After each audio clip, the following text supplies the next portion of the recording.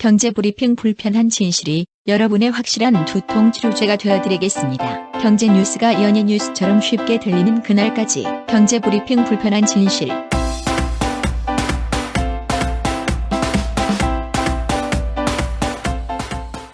경제브리핑 불편한 진실 6월 28일 순서 시작하겠습니다. 제가 포탈 뉴스를 보다 보니까요. 진짜 충격적인 소식을 접했어요. 스마트폰을 하루 3시간 넘게 쓰잖아요. 눈병 위험이 3배나 높대. 박 PD 어떻게 하려고 그래? 저는 3시간 안 봐요. 3시간 넘게 보지 않아요? 안 봐요, 저는. 아무튼 이 소식은요. 서울대 박경수 유형군 교수팀이 국내에 있는 중고등학생 734명을 대상으로 조사한 결과래요. 네. 그러니까 상당히 많은 숫자를 조사를 했죠. 이 연구팀에 따르면요. 청소년들이 장시간 스마트폰 사용을 할 경우 안구의 자각 증상, 그러니까 이게 자각 증상이 뭐냐면요. 시야가 흐려지고 충혈되고 시야 장애가 발생하고 분비물이 늘어나고 염증 생기고 이런 것과 얼마나 관련 있는지 이런 것들을 분석을 해봤나 봐요. 그랬는데 스마트폰 하루 사용 시간이 길면 길어질수록 이런 안구 자각 증상을 호소하는 청소년이 엄청 늘어났다고 합니다. 근데 저는 오락실에서 제가 학창 시절을 많이 보냈거든요. 그래서 지금도 기억이 납니다. 제가 초등학교 1학년 때 시력 검사를 했더니 0.3, 0.5가 나온 거예요. 0.3이면 안경을 껴야 되지 않나요? 그렇죠. 굉장히 나쁜 거죠. 8살이라는 나이를 감안하면. 그렇죠. 그러고 나서 3학년, 4학년 때 처음 안경을 썼거든요. 그러니까 그때는 스마트폰이 물론 없었지만 오락실을 자주 간 게 결정적이었던 것 같아요. 근데 박 PD는 지금은 안경을 안 끼잖아. 저는 레이저 쐈죠. 레이저 쏴서. 아무튼 이 연구 결과를 다시 살펴보면요. 하루 3시간씩 사용할 때도 이게 길어지면 길어질수록 이런 자각 증상이 늘어날 확률이 높대요. 뭐냐면 하루 3시간씩 4년 넘게 사용하잖아요. 이런 학생들이 하루 3시간씩 1년 정도 사용한 학생들보다 5개 이상의 증상을 가질 확률이 3.1배나 높대요. 그러니까 이게 오랫동안 그리고 자주 사용하는 게 이게 문제가 심각한 것 같아요. 근데 이 얘기를 들으신 분들은 이런 생각할 거예요. 아니 이제는 모든 정보를 스마트폰에서 얻는데 어떻게 하란 얘기냐. 하루 3시간 이상 볼 수밖에 없지 않느냐. 이런 하소연을 하시는 분들이 의외로 많더라고요. 근데 저희는 이런 분들한테 대안을 알려드려야 되잖아요. 뉴스를 보실 때 굳이 네이버나 카카오 여기서 뉴스를 보시는 게 아니라 팟캐스트에서 뉴스를 접하시면 스마트폰을 사용을 하지만 보진 않아도 되니까 이런 눈병 위험 상당히 줄일 수 있지 않을까 이런 생각이 들거든요. 탁월한 대안이긴 한데요. 이와 관련된 내용을 오늘 본 섹션에서 다룰 예정이죠.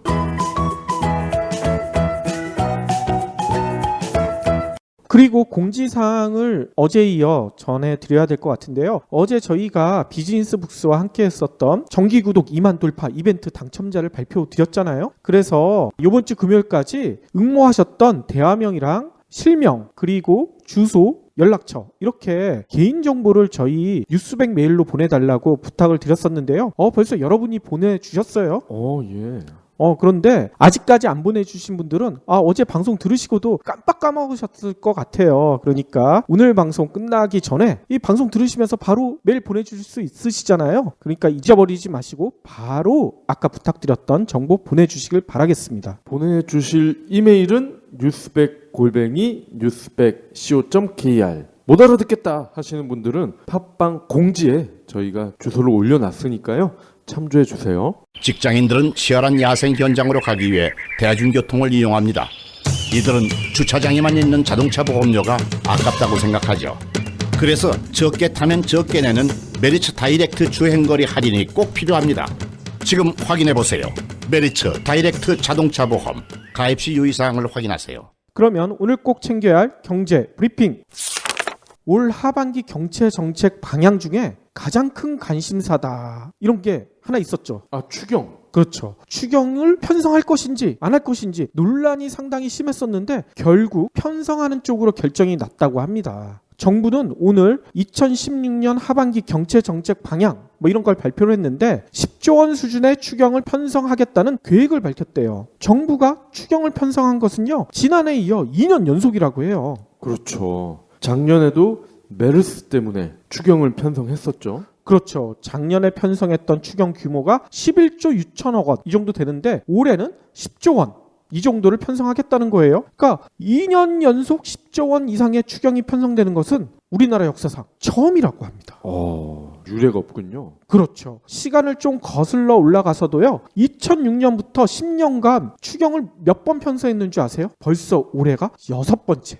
경제를 살린다는 당이 집권을 하더니만 추경을 벌써 6번째. 대단하죠? 무려 2년에 한 번꼴로 정부가 추경에 손을 벌렸다는 이런 의미라고 해요. 올해 정부가 예상한 추경 규모까지 합치면 지난 10년간 추경에 쓴 돈만 얼마나 되는 줄 아세요? 무려 74조 1천억 원. 아니 10년 동안 74조 1천억 원을 썼는데 이상하게 나한테 들어온 건 하나도 없는 것 같아. 어떻게 된 걸까요? 저한테 들어온 것도 없는 것 같은데요. 그런가요? 아무튼 정부는 요번에 추경 편성하면서 설명을 이렇게 했어요. 한국 경제를 둘러싼 암운이 더욱 짙어지고 있다. 특히 최근에 조선 해운업 구조조정 급물살 타고 있죠. 고용 한파가 엄청 강하게 불 것이다. 이런 얘기도 나오고 있고 또 어제 방송에서도 저희가 말씀드렸었지만 브렉시트 때문에 한국 경제 불확실성이 엄청 커졌다. 정부는 이렇게 얘기를 하면서 결국 결론은 추경밖에 없다. 기승전 추경이야. 기승전 추경. 아니 근데 한국 경제를 둘러싼 암운이 더욱 짙어질 것이다. 이거 초등학생도 다 알고 있지 않았어요? 그러니까 말이에요. 아무튼 이런 얘기가 나올 것 같아서 정부에서 한 가지 머리를 쓰긴 썼어요. 뭘 썼냐면요.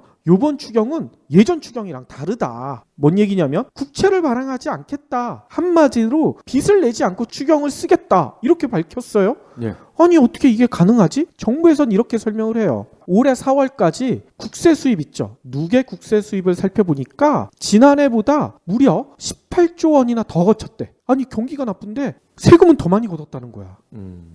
특히 올해 한 3분의 1 정도 지난 시점에서 정부가 올해 걷기로 한 세금 중 무려 43.5%가 실제로 거쳤대요. 3분의 1 지점이니까 33%가 거쳐야지 정상 아니에요? 근데 그것보다 무려 10%포인트나 더 거쳤다는 거야. 이거는 지난해 같은 기간 진도율보다 무려 7%포인트가 높은 거래요. 이렇게 세금 많이 걷었으니 빚 안 내도 된다. 그냥 추경해도 된다. 정부에선 이렇게 얘기를 하고 있는데 일단 조세 전문가들은 이런 얘기를 하죠. 예상치를 너무 낮게 잡아놓고선 이런 식으로 세금 많이 거쳤다. 뻥을 치는 게 아닌가. 이렇게 의심하는 조세 전문가들이 있더라고요.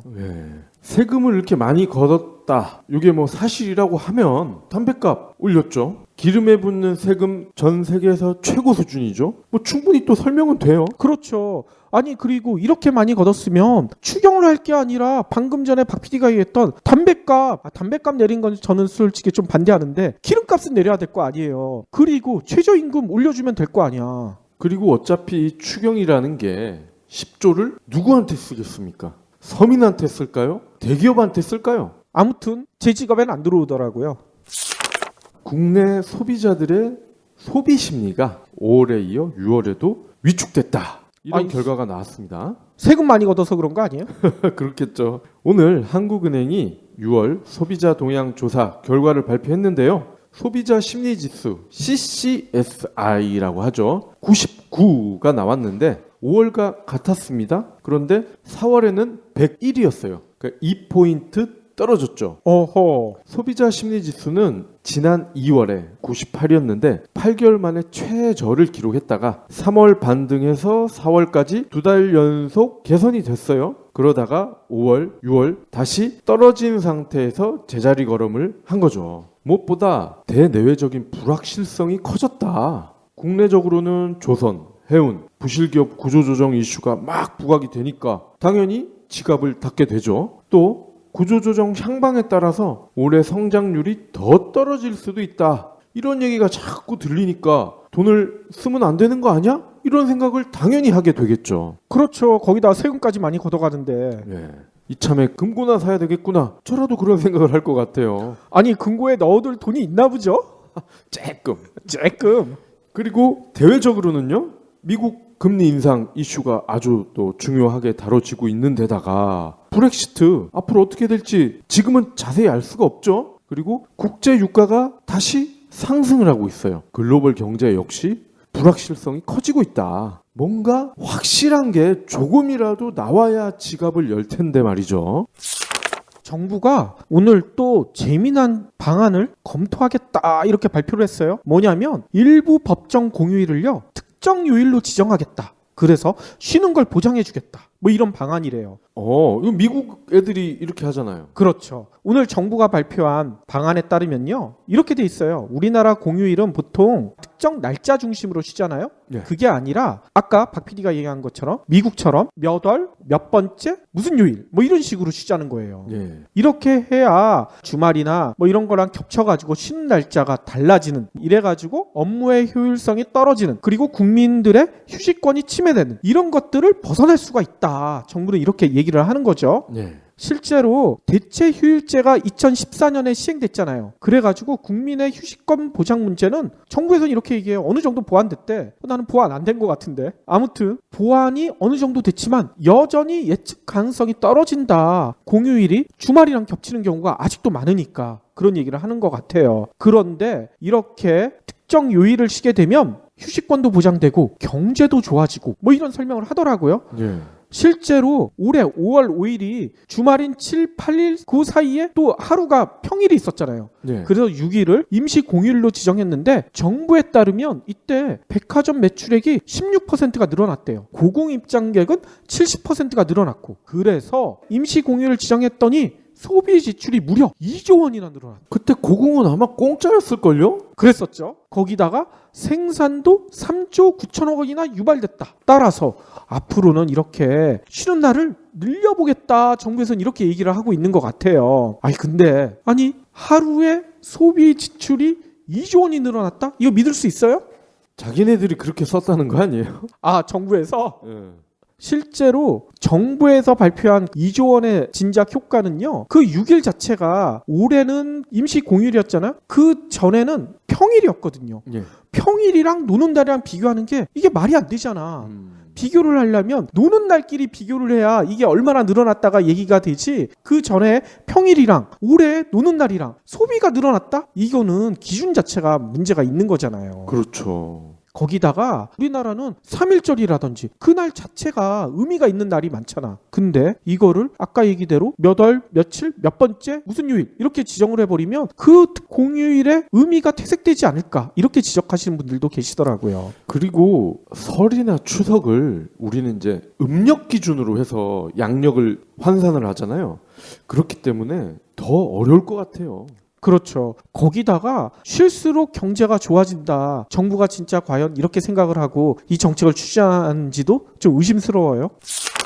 노후 경유차를 교체하면요. 많게는 100만 원을 지원해 준다고 합니다. 이 PD님과 같은 분들을 위한 그런 정책인 것 같아요. 정부가 미세먼지의 주범으로 지목이 됐죠. 오래된 경유차를 팔고 새 차를 사면 개소세를 70% 감면을 해준대요. 그래서 최대 100만 원을 지원을 해준다. 그런 얘기네요. 어허. 법이 개정되는 대로 6개월 동안은요. 오래된 경유차에 붙는 개소세를 5%에서 1.5%로 낮춰준다고 해요. 대상은 2006년 12월 31일 이전에 등록된 차량입니다. 트라제 언제 등록하셨어요? 이것보다 이전이에요. 저도 대상 차량 맞아요. 어휴, 대상이시네. 세금 감면 한도는요 최대 100만 원인데 아반떼로 바꾸면 66만 원, 그랜저를 사면 100만 원 모두 채워서 세금으로 돌려받는다는 겁니다. 어허. 정부는 이렇게 지원을 우리가 해주면 오래된 경유 승용차가 10만 대 정도는 교체될 것이다. 이렇게 기대를 하고 있습니다. 또 개소세 부과 대상이 아닌 오래된 화물차, 승합차 여기에도 취득세 감면 방안을 추진합니다. 그런데 100만 원을 받기 위해서 차를 바꿀까? 좀 의심스럽긴 해요. 저 같은 경우에도 제 차가 제 정비해 주시는 사장님이 그러더라고요. 앞으로 10년 더 탈 것 같다고 그러는데 이거 바꿔야 될까요? 바꾸면 안 될 것 같은데요? 100만 원 이익 보자고 그랜저를 사려면 3천만 원은 줘야 되는데 그러니까 그러면 2,900만 원이 내 돈인데 내 돈 어떻게? 득템이나 지지, 렉 걸렸다. 이건 박 PD는 다 알고 계시잖아요. 예. 근데 저희 방송 들으시는 분들 중에 이거 뭔 얘기지 하시는 분들이 간혹 계실 것 같아요. 게임 잘 안 하시는 분들은 이거 도대체 외계어 같이 들리잖아. 그래서 예전에도 저희가 방송에서 한번 알려드렸었지만 게임 세계에서 쓰는 이런 단어들을 사전을 만들겠다 이렇게 나선 데가 있었죠. 네. NC문화재단이 1년 6개월에 공을 들인 그 게임 사전이 오늘 발표가 됐습니다. 근데 세계 최초라면서요? 그러니까요. 오늘 NC문화재단이 밝힌 바에 따르면요. 이 게임 사전은 디지털 스토링 학회랑 같이 만들었대요. 그래가지고 게임 사전의 제목은 게임에 대해 알고 싶었던 모든 것 이렇게 돼 있더라고요. 이 게임 사전에는 게임의 개발, 플레이, 미학, 문화, 시대별 대표 게임선 뭐 이런 관련 용어를 포함해서요. 표제어가 무려 2188개가 들어있대요. 그리고 페이지 수가 엄청나요. 웬만한 영어 사전보다 더 두껍더라고. 1304페이지에 달하더라고요. 그럼 가격이 꽤 나가겠네요. 가격을 봤더니만요. 68,000원. 와, 싼 건 아니네요. 그렇죠. 그렇지만 이 사전은 그만한 가치가 있을 것 같아요. 뭐냐면요. 이인하 교수님 엄청 유명하시죠? 그리고 한혜영 교수님도 되게 유명하신데 이런 이화여대 교수님들과 함께 아까 얘기 드렸던 디지털 스토리링 학회 연구진 62명이 집필을 했어요. 그리고 이어령 초대 문화부 장관이 감수를 하셨대요. 예. 그러니까 이 68,000원의 가치를 충분히 할 만큼 진짜 콘텐츠가 빵빵하다 이런 얘기를 하시더라고요.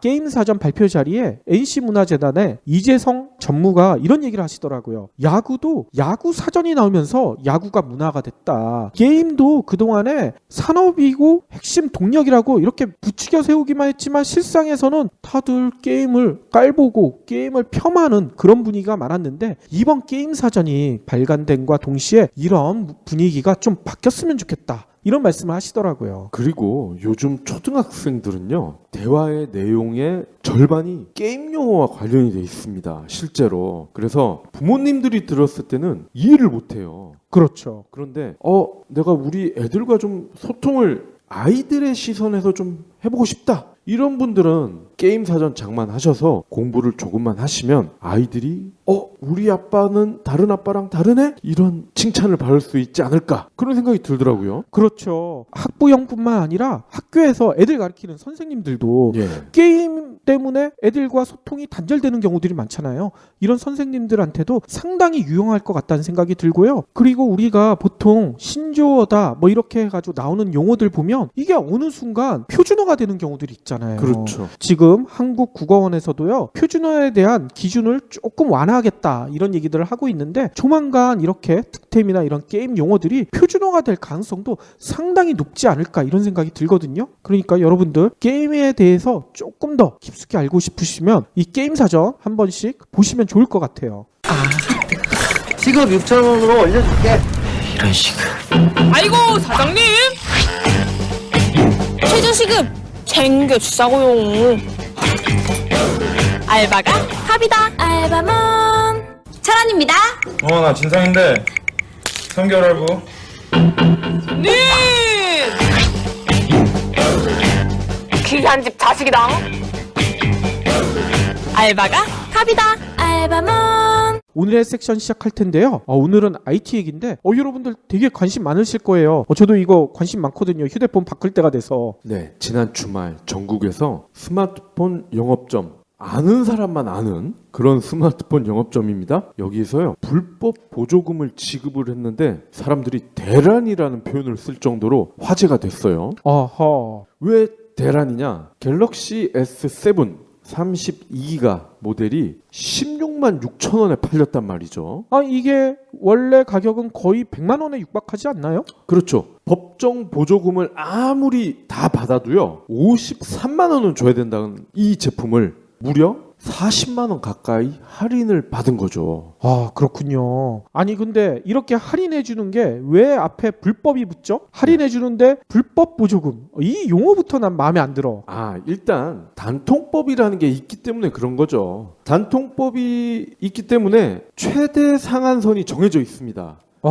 그런데 이날 최대 상한을 깨고 40만 원 가까운 돈을 할인을 해줬단 말이에요. 그렇기 때문에 불법이라는 딱지가 붙은 거죠. 근데 문제는 물건을 싸게 산 사람들은 기분이 굉장히 좋았겠죠. 날아갈 듯한 기분이었을 거예요. 그랬겠죠. 그런데 이러한 사실을 전혀 몰랐던 사람, 알았지만 물량이 하필 내 바로 앞에서 떨어진 사람, 그래서 발길을 돌렸던 분들은 얼마나 짜증이 났겠습니까? 특히 이들 영업점은요, 단속을 피하기 위해서 단속반들이 퇴근을 한 다음부터 대놓고 이렇게 불법 영업을 한 거예요. 뭐 오후 7시 이후, 8시 이후 뭐 이때부터. 예. 이제 이 단속을 하는 분들이 공무원일 거 아닙니까? 그렇죠. 우리나라 공무원들 칼퇴근 하시잖아요. 근데 그게 8시라고 하네요. 8시부터 밤 12시까지. 그때부터 본격적으로 영업을 했다는 겁니다. 아니 문제는 이건 아는 사람만 알잖아. 이 아는 사람들은 어떻게 아는 거예요? 신기하죠? 어떻게 알고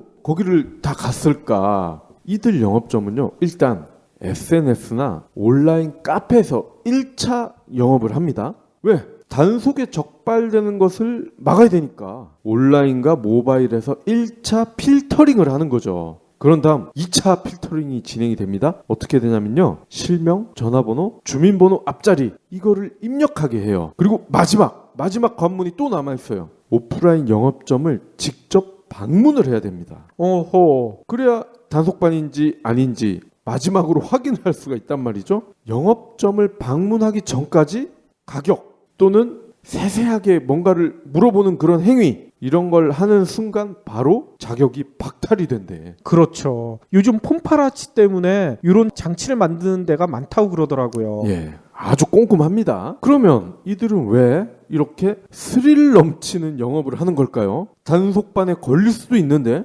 제가 단속반이라면 저는 이렇게 연기를 잘해서 충분히 고객으로 가장을 할 수 있을 것 같은데, SKT, KT, LG 유플 얘들이 상반기 실적을 이제 곧 마감을 해야 되거든요. 6월 말이니까. 그렇죠. 그런데 한 명이라도 더 다른 회사에서 우리 회사로 번호 이동을 땡겨와야 돼. 근데 그러려면은 영업점에 당근을 줘야 될 거 아닙니까? 그렇죠. 그게 바로 리베이트입니다. 리베이트가 얼마냐? 대당 50만 원이 넘는데요. 이렇게나 많아요? 그러니까 영업점에서 갤럭시 S7을 16만 원에 팔아도 대당 10만 원가량의 이익이 남는다는 거예요. 아니 그러면 이 통사들이 적자 보는 거 아니야? 이렇게 생각을 하실 수도 있죠. 물론 일시적으로는 그럴 수도 있지만 중장기적으로는요, 가입자를 어쨌건 많이 모으는 게 훨씬 이익입니다. 이동통신 사업은 대표적인 인프라 기반 비즈니스예요. 기지국을 포함한 다양한 네트워크 설비는요, 초기 투자비, 고정비가 천문학적입니다. 물론 유지비가 들어가긴 하죠. 하지만 초기에 들어가는 돈이 워낙 막대하기 때문에 가입자를 많이 모아야만 투자한 자금을 조금씩 회수를 할 수 있습니다. 리베이트를 주지 않고 가만히 앉아서 고객을 뺏기면 돈을 벌 수 있는 방법이 없는 거예요. 그렇군요. 잠깐 몰래 하는 이런 불법 행사가 과연 효과가 있을까? 이렇게도 생각하실 수 있습니다. 그죠? 8시부터 밤 12시 4시간 딸랑하는데 그게 뭐 효과가 있겠어? 효과가 있습니다. 25일 토요일이잖아요. 이날 하루에만 2만 명에 육박하는 번호 이동자가 나왔어요. 어허. 근데 그 전, 그러니까 1일부터 24일이죠. 하루 평균 번호 이동 건수를 봤더니 14,000건이야. 그래요? 그러면 6,000건이 늘어난 거네요? 그렇습니다. 이게 몇 프로예요? 이게 거의 40% 아닙니까? 40%라는 수치는 엄청난 거죠. 단기적으로 돈을 샥 풀어서 2년 이상 고객을 대량으로 묶을 수가 있다면 이게 남는 장사라는 거예요. 결국 이런 불법 행사에서 폰을 산 사람을 제외한 절대 다수의 사람은 자동으로 호갱이 되는 거죠. 특히 소비자를 보호한다는 명목하에 여전히 단통법이 시행이 되고 있죠. 근데 이 단통법을 비웃기라도 하듯이 그냥 싸대기를 막 날리기라도 하듯이 이런 행사가 자주 열려 몰래 암암리에. 그러니까 거의 모든 이통 서비스 고객이 허탈해지는 거죠. 그러네요. 아니 이 단통법 폐지된다는 얘기도 있던데 왜 이거 폐지 안 되는 거예요 도대체? 뭐 아직까지는 체면이 있겠죠. 대국민 이동통신료를 인하하겠다 거창하게 출범을 했는데 바로 이렇게 없애버리면 창피하잖아요. 아마 뜸들이는데 시간이 조금 걸릴 것 같고요. 그러면 다수의 호갱, 우리잖아 우리. 우리 입장에서 뭔가 대책이 필요하지 않겠습니까? 그렇죠. 당하고만 있을 수 없잖아. 그런데 소비자의 요구, 시민의 권리가 제대로 반영이 되지 않는 현재 상태, 이 시점에서 우리가 할 수 있는 일은 사실 수동적이고 간접적입니다. 하지만 이렇게라도 해야 단말기 제조사와 이통사들이 조금이나마 정신을 차리지 않을까? 그럼 뭐가 있을까요?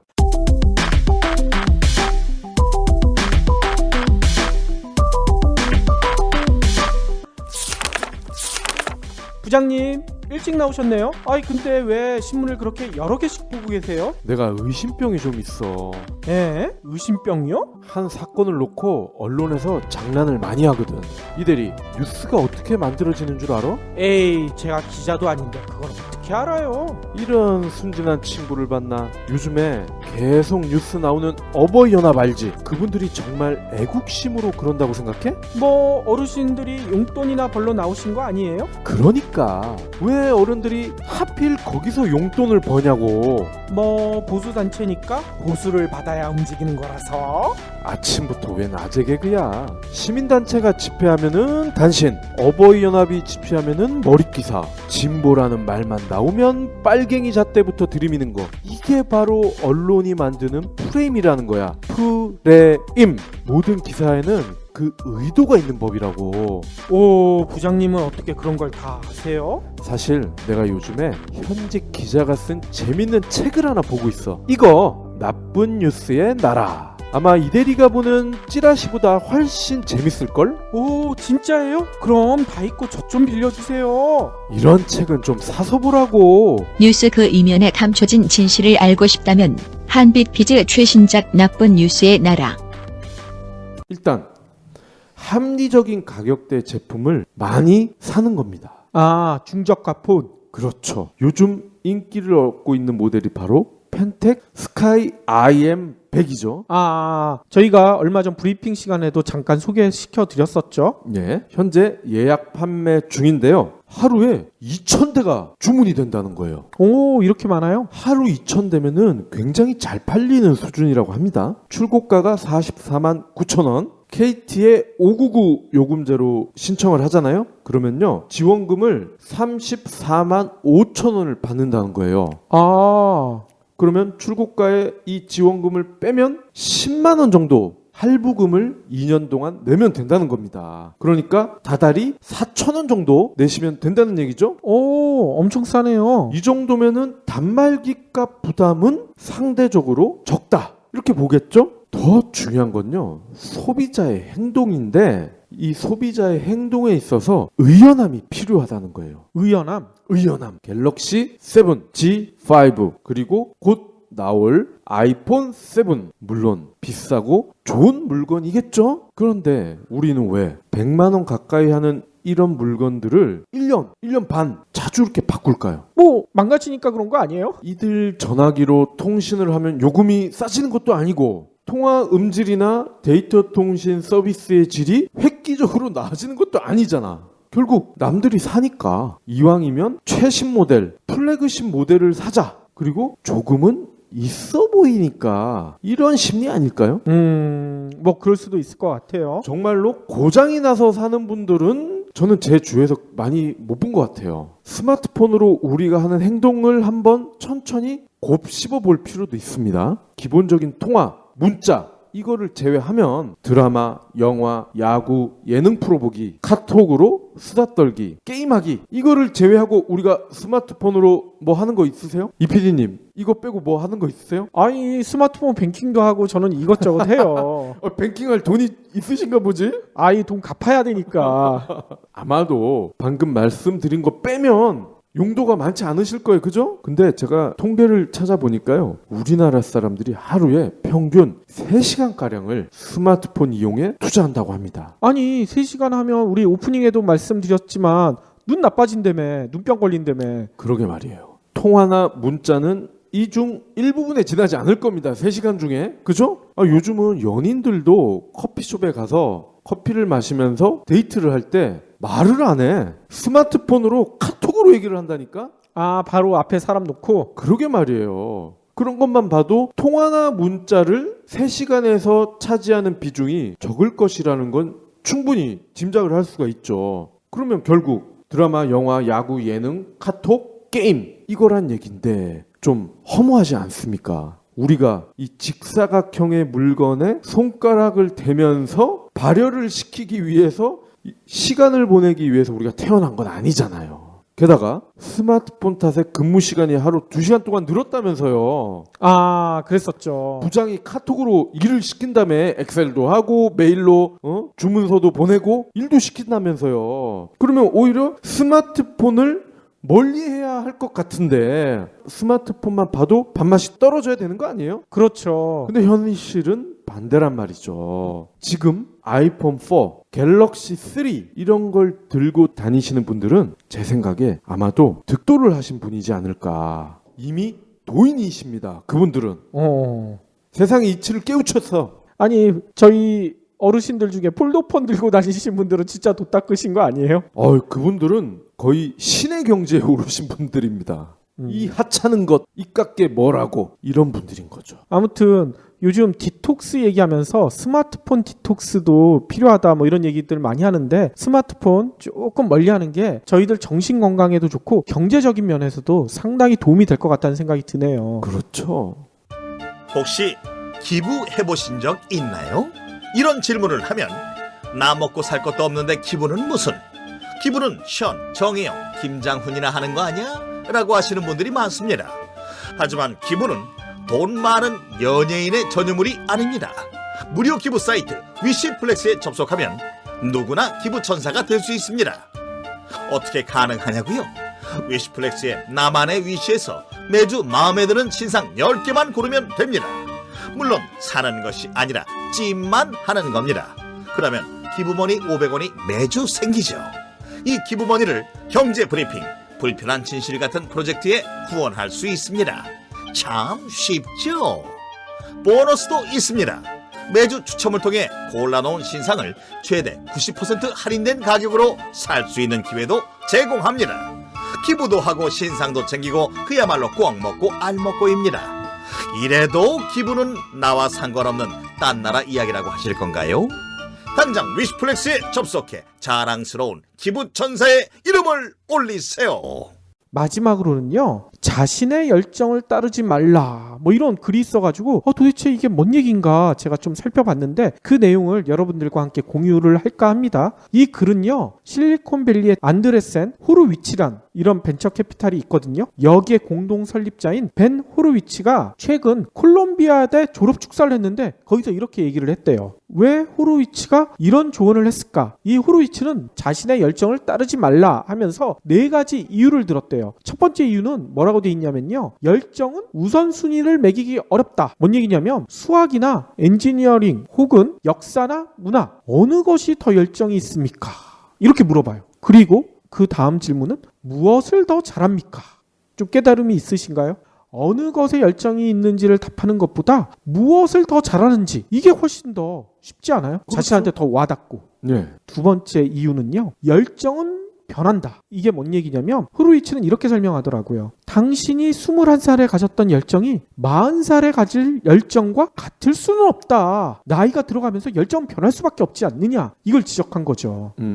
또 세 번째 이유는 당신이 열정을 갖고 있다고 해서 그 일을 잘하는 것은 아니다. 이게 뭔 얘기일까요? 이렇게 설명을 하더라고요. 당신이 노래를 좋아한다고 해서 당신이 전문적인 가수가 되어야 한다는 의미는 아니다. 노래를 좋아한다고 K-팝 스타 뭐 이런 거에 다 나가는 건 아니잖아요. 그런 얘기라고 합니다. 또 4번째 이유는요, 열정은 자기 중심적이다. 이건 무슨 이유냐면요, 성공한 사람들 보면 성공, 열정 이런 단어에 집착하기보다는 그냥 잘했던 일을 했던 경우가 많다.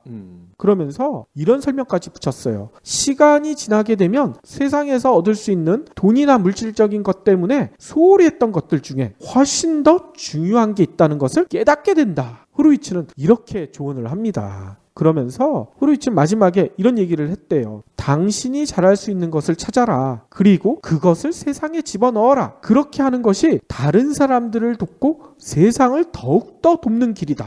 이 얘기를 풀어보자면 이런 얘기 아니겠어요. 자신이 혼자 성공하겠다, 잘 되겠다, 이런 이기적인 열정보다는 자신이 가지고 있는 재능을 살려서 이타적인 삶을 사는 게 훨씬 더 값어치 있지 않은가, 이런 충고인 것 같아요. 예.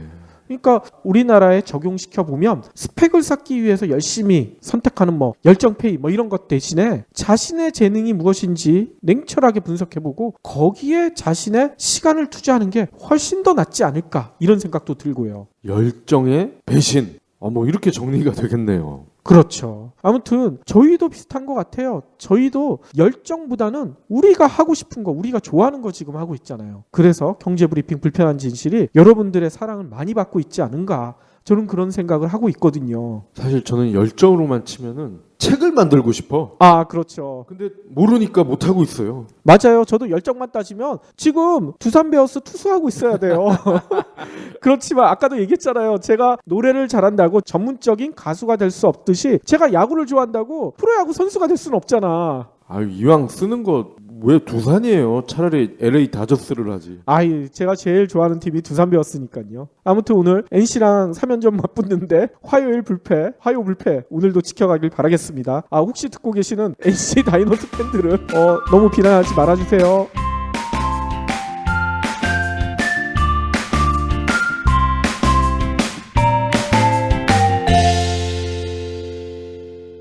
경제브리핑 불편한 진실 완주해주셔서 감사합니다. 하트 2첩, 댓글 남기기, 계좌 후원 등 다양한 방법으로 힘을 보태주세요. 계좌 정보는 경제브리핑 팟빵 공지 코너에 있습니다.